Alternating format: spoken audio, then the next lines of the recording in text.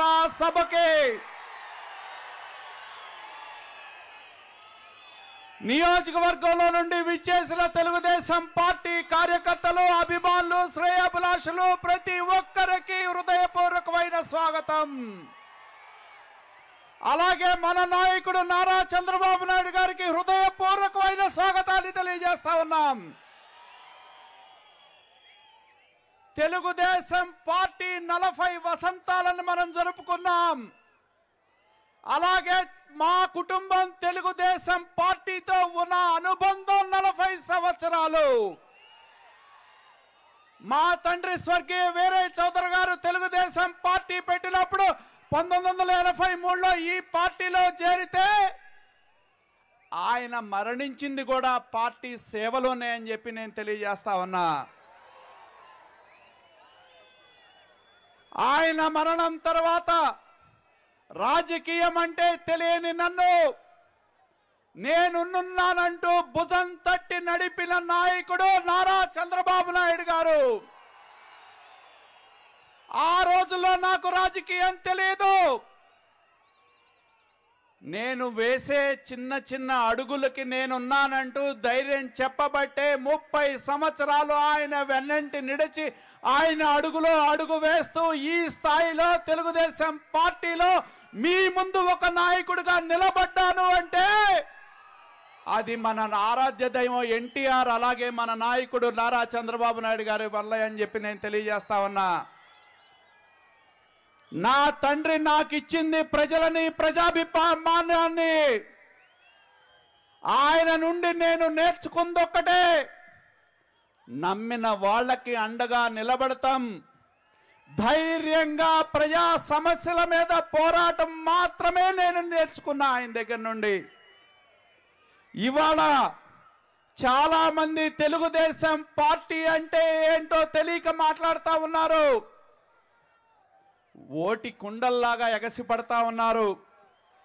Telugu Desam party అనేది ఒక తండ్రి చావులో నుంచి వచ్చిన పార్టీ కాదు,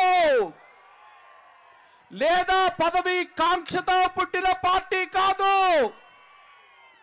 తెలుగుదేశం పార్టీ అనేది పేదల జీవితాలను మార్చడానికి ప్రజల ఆకాంక్షల్లో నుంచి పుట్టిన పార్టీ తెలుగుదేశం పార్టీ అని చెప్పి నేను తెలియజేస్తా ఉన్నా. మీ కేసులకి, మీ బెదిరింపులకి భయపడే ఒక్క తెలుగుదేశం పార్టీ కార్యకర్త ఎవరో లేరు. ఉన్నారా? ప్రభుత్వం లాగా మనకు బస్సులు లేవు, మనకి తీసుకొచ్చే డోక్రా గ్రూపులు లేవు. మనందరం కూడా స్వచ్ఛంగా తరలి వచ్చిన ప్రజా సైన్యం ఇదని చెప్పి నేను తెలియజేస్తా ఉన్నా. అవునా కాదా? ఒక్కసారి ఇక్కడ ఉన్న వాళ్ళందరూ కూడా చేతులెత్తి చెప్పండి మన నాయకుడికి.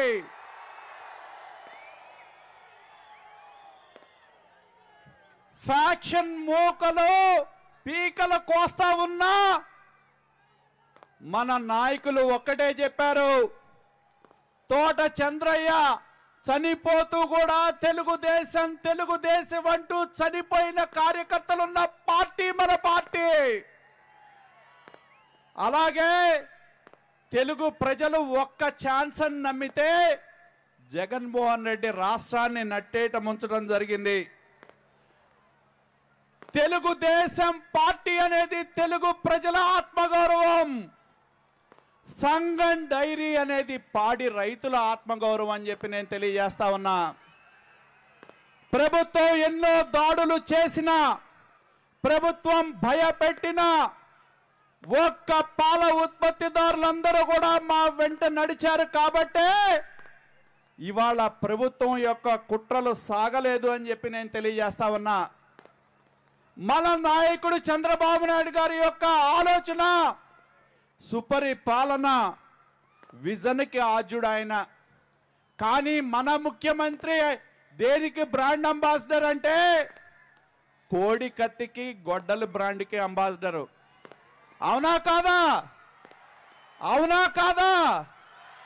మరి జగన్మోహన్ రెడ్డి పేరు చెప్తే గుర్తొచ్చేది కోడి కత్తి గొడ్డలి మాత్రమే, ఇంకేమి గుర్తురావు. అలాగే జగన్మోహన్ రెడ్డి మొన్నటి దాకా ఆయన తండ్రి రాజశేఖర రెడ్డి పేరు చెప్పి ఓట్లు వేయించుకున్న జగన్మోహన్ రెడ్డి ఆయన తండ్రికే వెన్నుపోటు పొడిచాడు. ఎలా అంటారా? మీరు నవరత్నాల స్టిక్కర్ చూడండి, దానిలో రాజశేఖర రెడ్డిని ఎత్తేశాడు, ఒక్క జగన్మోహన్ రెడ్డిని మాత్రమే ఉంచుతాడు. అంటే తండ్రికి వెన్నుపోటు పొడిచిన వ్యక్తి జగన్మోహన్ రెడ్డి. ఏ తండ్రి అయితే పేరు చెప్పుకొని రాజకీయాల్లోకి వచ్చాడో, ఏ తండ్రి పేరు చెప్పుకొని అధికారాన్ని పొందాడో, ఆ తండ్రికి వెన్నుపోటు పొడిచిన వ్యక్తి జగన్మోహన్ రెడ్డి అని చెప్పి నేను తెలియజేస్తా ఉన్నా.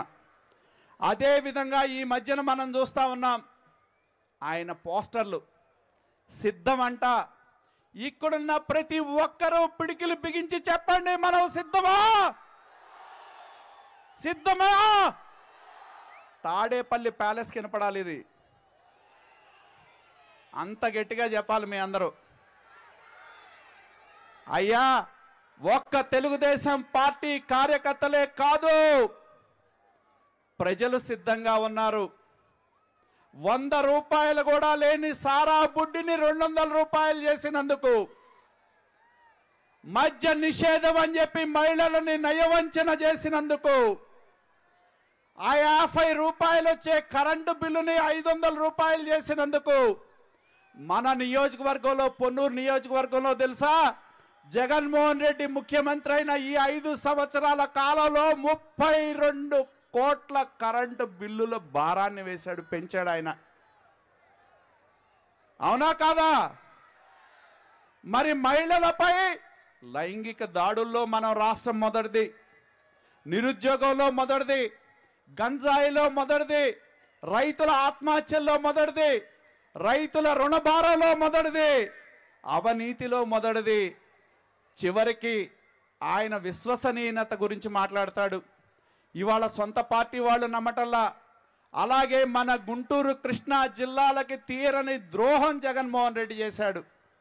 మేము అసెంబ్లీలో ఉంటే నారా చంద్రబాబు నాయుడు గారు తెలుగుదేశం పార్టీ ముఖ్యమంత్రిగా ఉన్నప్పుడు అసెంబ్లీ సాక్షిగా ఆయన చెప్పింది ఒకటే, నేను అమరావతికి మద్దతునిస్తా ఉన్నా, 30,000 ఎకరాలు ఉండేటట్టు చూడండి, నా ఇల్లు తాడేపల్లిలోనే ఉంది అని చెప్పిన జగన్మోహన్ రెడ్డి మరి 3 రాజధానులంటూ నయవంచనకు పాల్పడ్డాడని చెప్పి నేను తెలియజేస్తా ఉన్నా. నేను ఒక్కటే మీ అందరినీ కూడా కోరేది, మన బతుకులు మారాలి అంటే ఎవరు రావాలి? ఎవరు? వినపడతలా? ఎవరు? ఎవరు? మీ పిడికిలు బిగించి చెప్పాలి. రెండో దానికి, మన బిడ్డల భవిష్యత్తు మారాలి అంటే, మన బిడ్డల భవిష్యత్తు మారాలి అంటే చంద్రబాబు నాయుడు గారి యొక్క నాయకత్వం ఆయన కోసం కాదు. ఈ రాష్ట్రంలో 14 సంవత్సరాల సుదీర్ఘకాలం ముఖ్యమంత్రిగా చేసిన చరిత్ర ఆయనదే. ఆయన పాలన మనకి కావాల్సింది.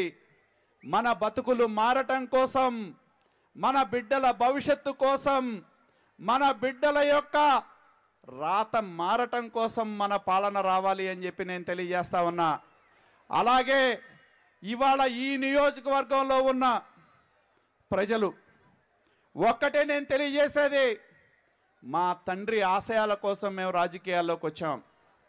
5 సార్లు ఈ నియోజకవర్గ ప్రజలు మమ్మల్ని ఆస్వాదించడం జరిగింది. గెలిచినా ఓడినా మేం ప్రజల మధ్య ఉన్నాం.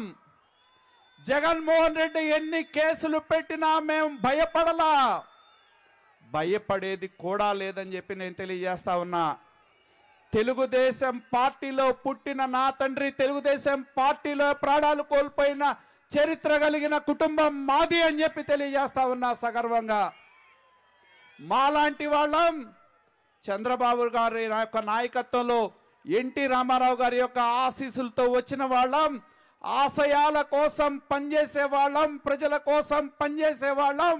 మా ఊపిరి ఉన్నంత వరకు మేము ప్రజల కోసం పనిచేస్తామని చెప్పి తెలియజేస్తూ, ఈరోజు మరొక్కసారి మీ అందరికీ కూడా పేరు పేరున హృదయపూర్వకమైన కృతజ్ఞతలు తెలియజేస్తూ ధన్యవాదాలు.